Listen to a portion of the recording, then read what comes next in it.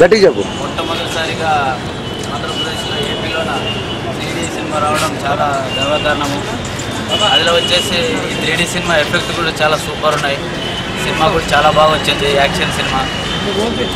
నందమూరి కళ్యాణరామ్ ఈ సినిమా ఎంతవరకు కష్టపడ్డాడు అనేది సినిమాలో స్క్రీన్ మీద చూస్తేనే అర్థమవుతుంది. సినిమా చాలా బాగా వచ్చింది. కానీ మా ఆదోన్లో మాత్రము 3D ఎఫెక్ట్ అనేది చాలామందికి తెలియదు. ఈ సినిమా చూస్తుంటే ఆ సినిమా 3Dలో చూస్తేనే అనుభూతి ఏమనేది తెలుస్తుంది. మా ఆదోన్లో కూడా 3D వస్తగిన చాలా బాగుంటుంది. తెలియని వాళ్ళకు కూడా చాలా అర్థమవుతుంది. ఈ సినిమా చాలా యాక్షన్ నంబర్ 1 యాక్షన్ సినిమా. 3Dలో చూస్తేనే దాని అర్థమేమనేది తెలుస్తుంది.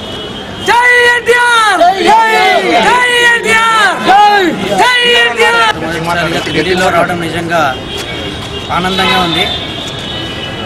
3D అనగానే చాలా బాగుంది.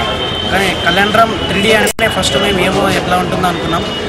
మాకు అనుకునే దానికంటే చాలా బాగా తీసినాడు. చాలా హ్యాపీగా ఉంది.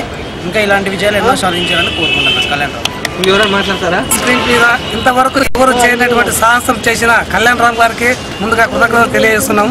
అదేవిధంగా ఏ ఒక్క కొత్తదనం తీసుకురావాలనే ఒక్క నందమూరి వంశానికి తప్ప వేరే వాళ్ళకు సాధ్యం కాదని ఘంటాపదంగా నేను తెలియజేస్తున్నాను. Thank you. కత్తి అసాధారణ వేరే నిర్మాతల మీద ఆధారపడకుండా తన సొంత టాలెంట్తో భారీ ఖర్చుతో ఇలాంటి సినిమాలు తీయాలంటే ఒక నందమూరి కుటుంబంలో కళ్యాణరామ్ తప్ప ఏ హీరోకి లేదు. ఇలాంటి భారీ చిత్రంలో నటుడు అంటే ఏమనేది ఒక 3D ఓం సినిమా చూస్తేనే ప్రతి ఒక్కగా అర్థమవుతుంది. ఇలాంటి భారీ చిత్రం ఆంధ్రప్రదేశ్లో ఓం 3D చిత్రం రావడం ఇదే ఫస్ట్ నాందిగా పలుకుతుంది. ఇలాంటి సినిమా 30 కోట్లతో భారీ వ్యయంతో ఇలాంటి సినిమా చేయాలంటే ఒక ధైర్యం ఒక నందమూరి కళ్యాణరామ్ తప్ప ఏ హీరోకి లేదు. అలాంటి సినిమా భారీ విజయంతో సాధిస్తుందని మనసారిగా అభినందిస్తున్నాం.